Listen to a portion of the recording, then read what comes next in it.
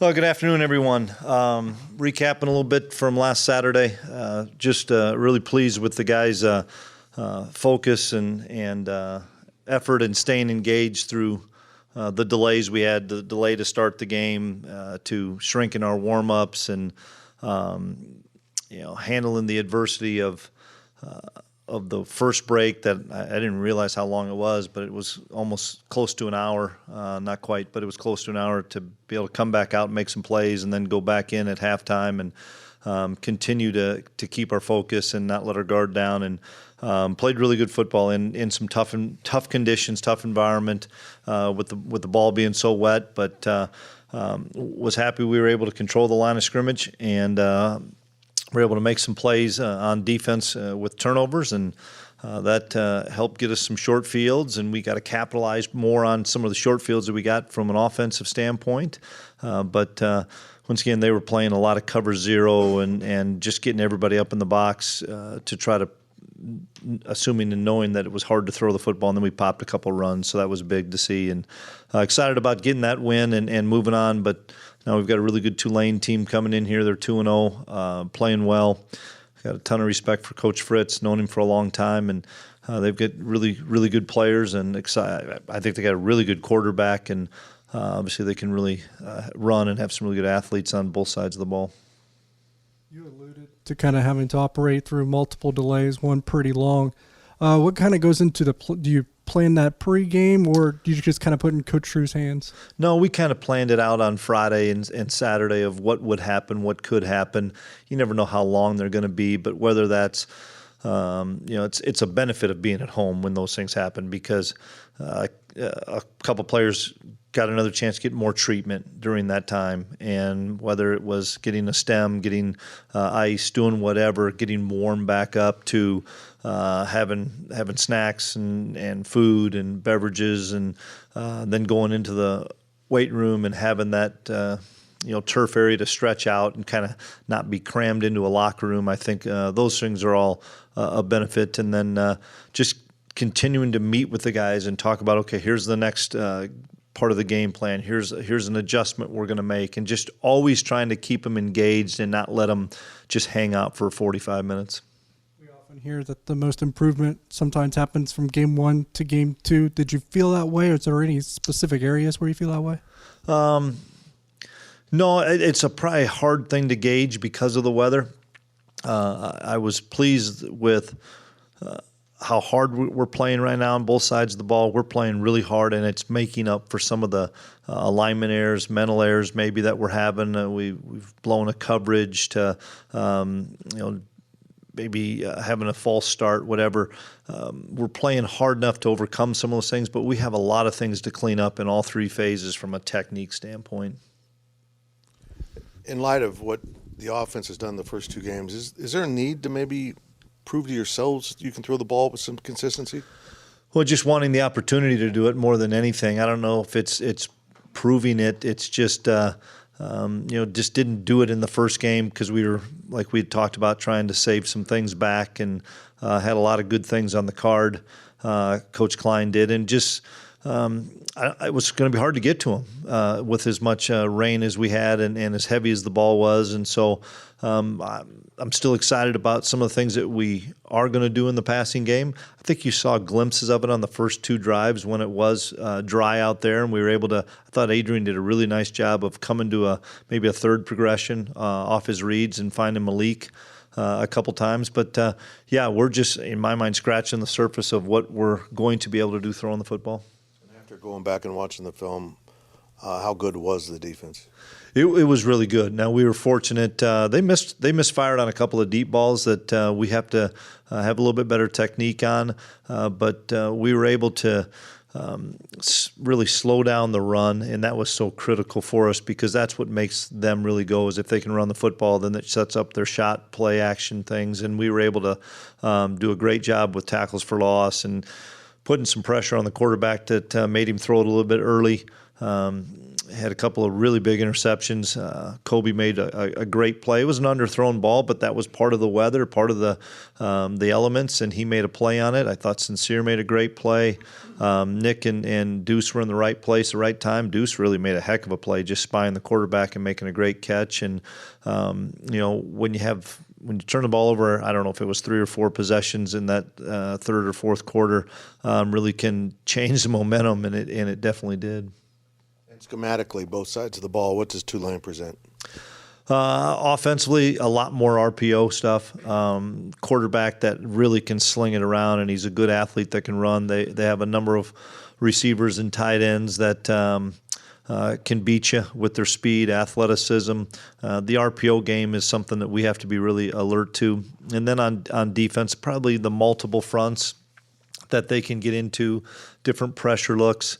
One thing that's challenging is we have 2 games to go off of from this year that are not competitive games, and so we have to dig a little bit deeper to find some other games, because I don't think they probably showed a whole lot in those first 2 games.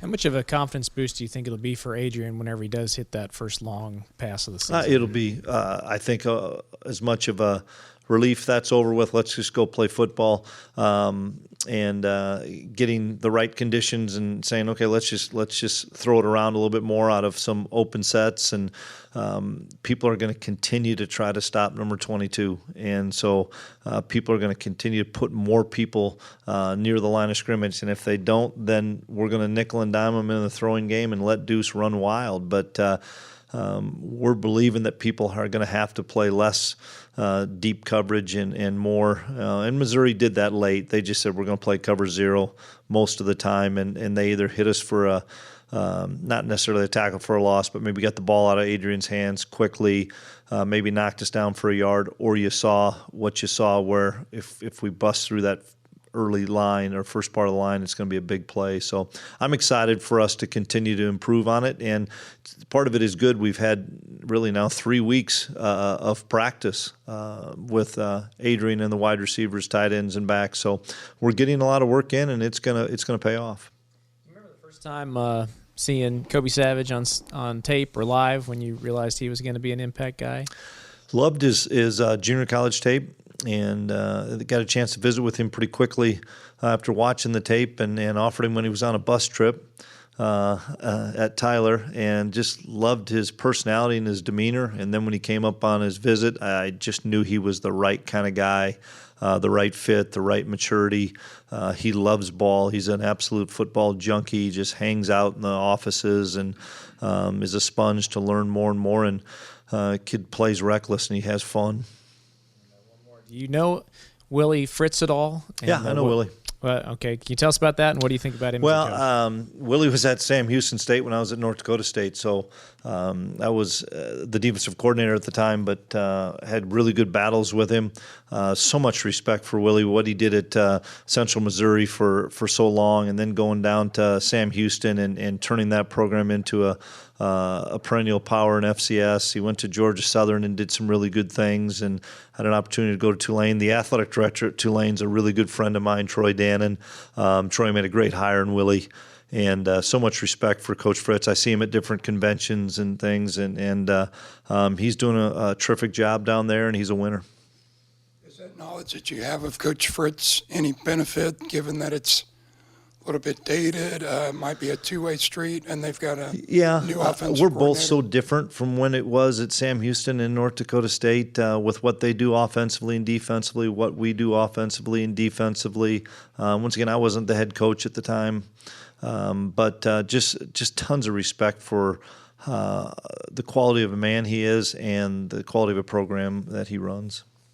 And how would you evaluate the secondary and the defense as a whole, preventing giving up big plays so far? You know, last week was huge for us, and I know the weather played into that. We only gave up 2 explosives on defense. We had 9 on offense. That was a big win for us in the explosive play battle.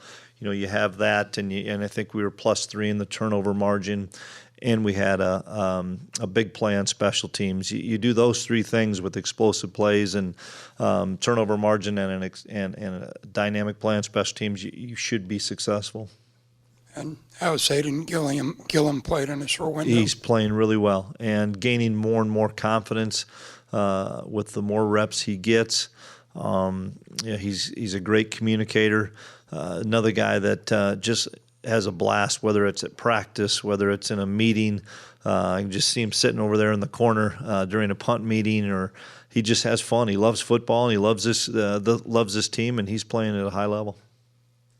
You mentioned earlier, Coach, that to get more information on Tulane, might have to look at some games maybe from last year. But those games, looking at last year, is it taken into consideration that Tulane all of last year was affected by Hurricane Ida? Yeah, absolutely. But sometimes the schemes aren't. Whether or not you don't look and say what was their record or anything like that. You look and see what was the scheme, where were they having success.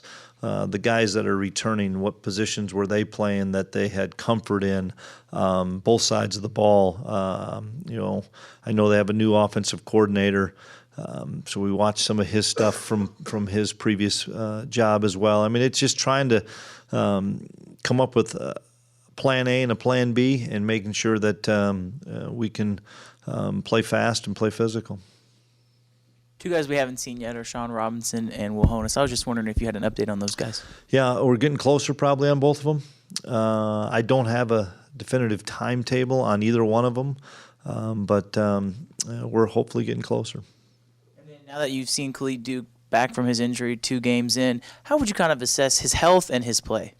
Well, he's healthy, which is fun to see and fun for him to be healthy.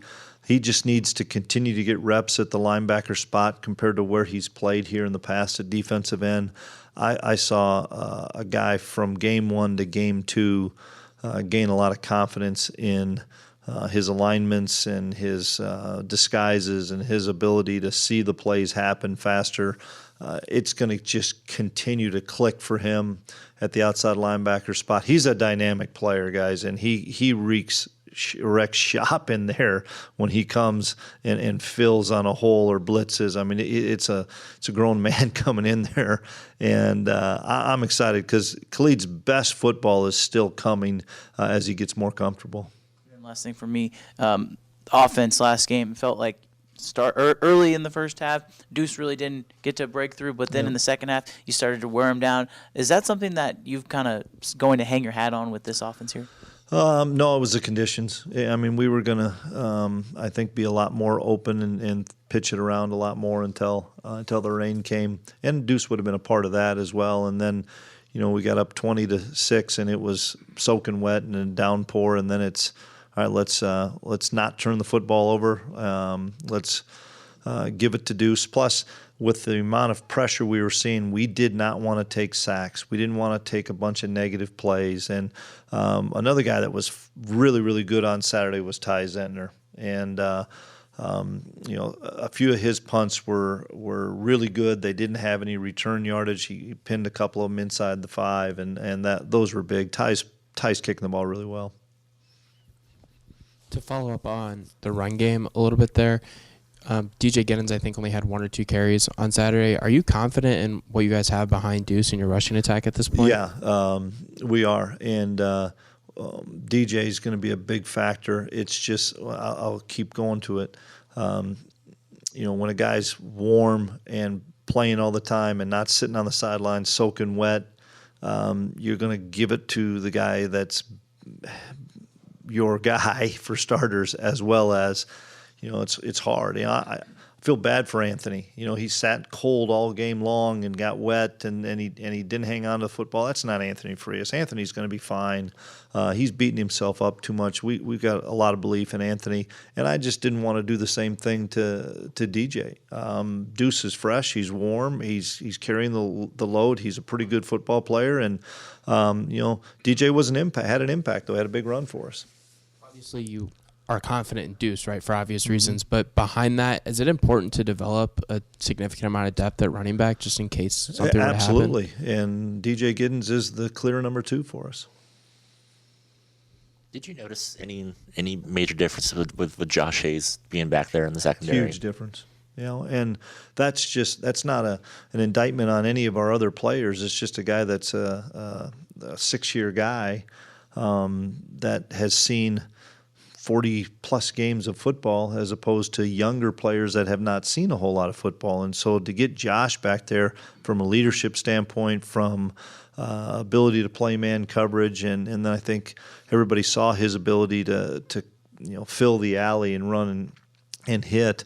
That's what I know of Josh Hayes. So I was excited to get him back, and guys like Kendre and VJ Payne are going to continue to grow and learn from Josh, and they're still going to have an impact. But it's different when you got a 6-year guy.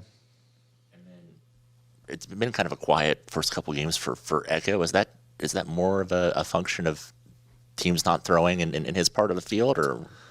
I think it's going to get really busy over the landscape of the Big 12 season, and probably this week, because these guys are going to throw it around with a really good quarterback. So I think he and Julius will really be challenged. I know they're both excited to be challenged in the coming part of the season, but maybe right now it's just they've been doing a really good job of keeping their depth on things, and not a lot of time to throw the football, and people are throwing underneath, but those guys know it's coming.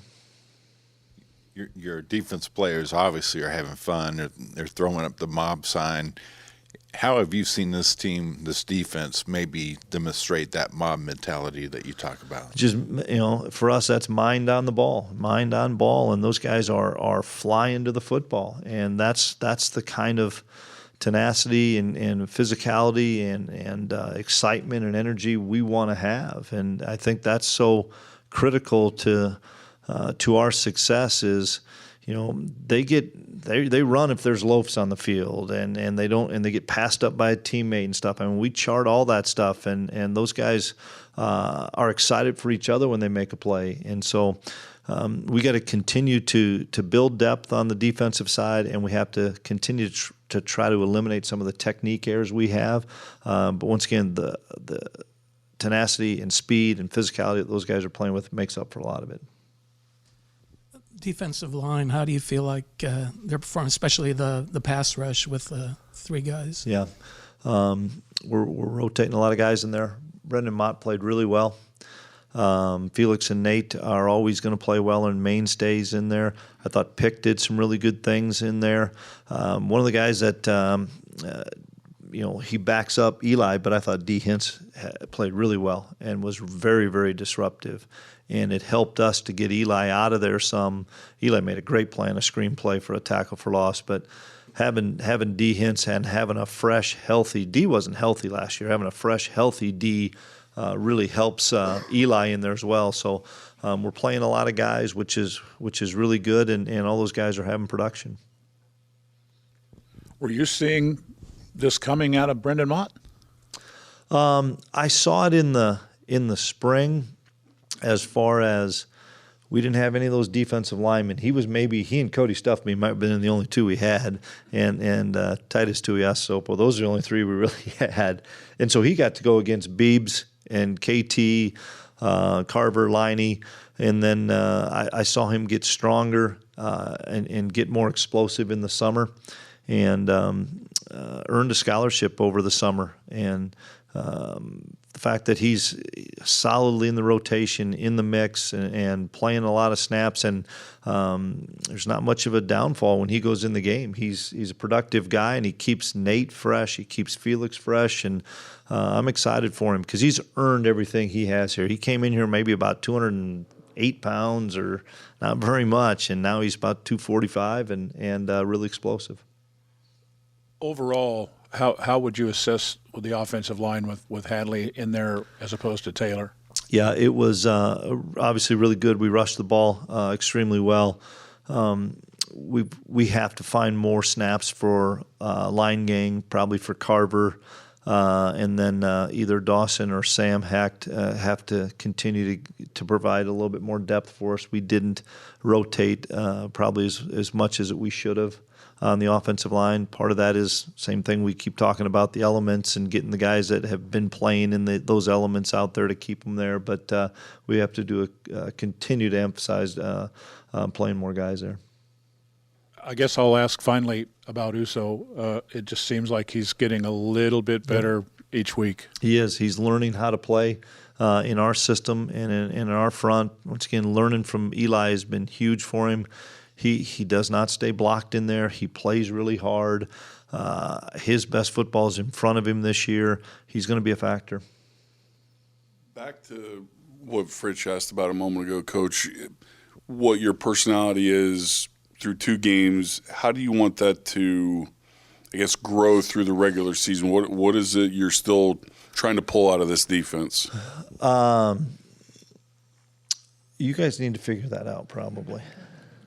And we need to see if anybody else can figure that out.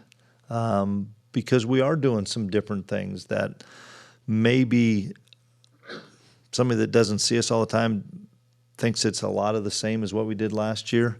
But we're doing a lot of different things in what we've done, and I'm excited to see us continue to grow and evolve. You were at Jordy's event a little bit on Sunday. Yep. And again, I have an idea how you'll answer this, but why does every football team need an Austin Moore? I wish we had 15 Austin Moores, and we're getting closer to having 15 Austin Moores. Guys that come in and just keep quiet, walk-on kid, work his tail off, was on the scout team the entire freshman year. A lot of freshmen hate the scout team, which I don't blame them. I mean, it's hard work. You get beat up down there. But it's how do you handle your circumstance? And that was a circumstance that Austin had. And when we'd come in here on Sunday morning, I'd say who'd be the scout team defensive player of the week. And every week, Connor Riley could have said Austin Moore. And we spread it around with a lot of guys that year. But Austin could have been the guy every week. And he played hard every play. And he got himself an opportunity to back up Fletch and didn't complain that Fletch was playing 60 plays and he was playing 10. We played him on some special teams. He got beat on a couple of teams. We replaced him. Then we put him back on, never complained, and earned himself the starting job this year, and he's one of our most productive players. Since you've been here long enough, every coach has to battle with it, but have you had to say anything about the tendency to maybe peak to next week with Oklahoma? No way. We can't. We're not good enough to do that. Tulane's too good a football team to do that. We talked about this before we played South Dakota, and I appreciate our upperclassmen, our senior 6-year guys, talking to me and talking to the team about it's about us, not about the opponent. And that showed me great maturity by those guys to say, Coach, we don't need to have you tell us anything about what South Dakota's like. It's about us. We don't need to have you tell us what Missouri's like. We all know who the opponents are. It's about us and our preparation. And these guys know it. There are no shortcuts to success. If you prepare mentally, physically, it gives you an opportunity to be successful on Saturday. Do you win? Depends how you execute. But if you don't prepare mentally and physically, everybody can get beat in college football. Chris, you guys have teased on social media that you might be wearing something new this weekend. I didn't know that, by the way. Why would you say now is the right time for that? Al Serby's in charge. I let Al have the room. Al was awesome. And I think it's going to be unveiled this afternoon probably. Something that Al and I have been visiting about. And some of it is supply and demand and shipping and receiving. And everything seemed to go as planned for Al. And so this was the time to do it. Pretty simple there, huh, Kellis? Coach, we asked about special teams last week, but again, another special teams touchdown. Frankly put, why is K-State so good at special teams? The amount of time we put in on it and how important it is to the Austin Moores and Seth Porters and Tom Helton and Ty Bowmans and I could go on and on about these guys, Nick Allen, that it's so important to those guys.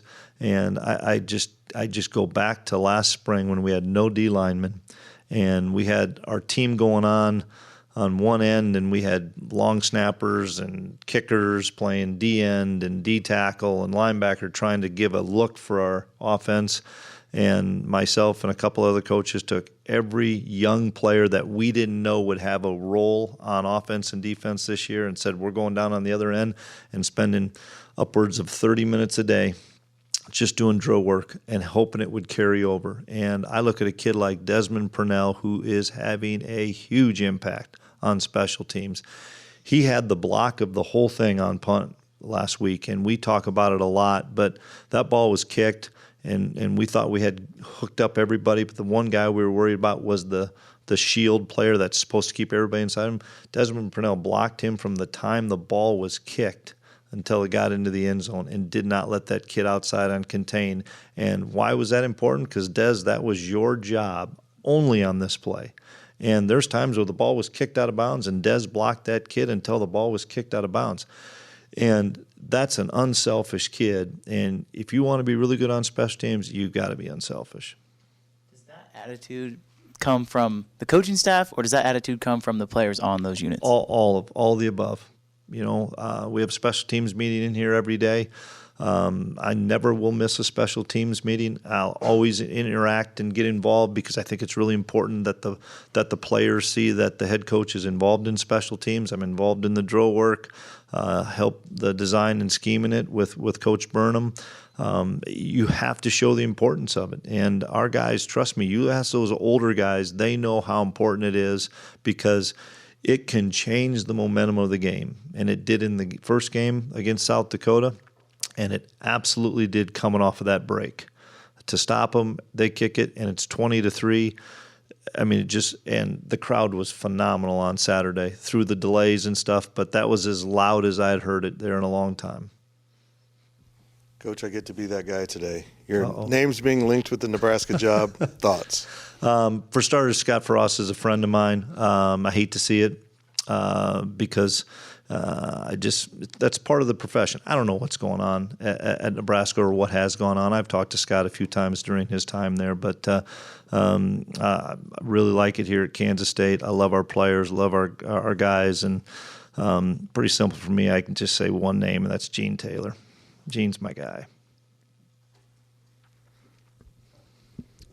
You're talking switches earlier on defense. Last year, it was pretty much Echo Boydo playing the field and Brent's playing the boundary. Mm-hmm. Seen a little bit of a mix on that. What's been that philosophy? Yeah. Part of it is tempo, because when an offense is going fast, you don't want those guys adding an extra 600 yards on their legs.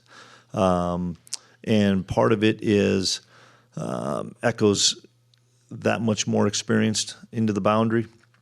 And we want to get Julius's length to the field sometimes. And I think Coach Malone does a great job of mixing that up. Not always the left, not always the right, not always the field, not always the boundary. I'm excited for Omar Daniels. Omar Daniels came in and played limited snaps but made a couple of huge plays. So we're gaining depth there as well at corner. So we'll keep moving those guys around, make it hard for people to figure out where they're at.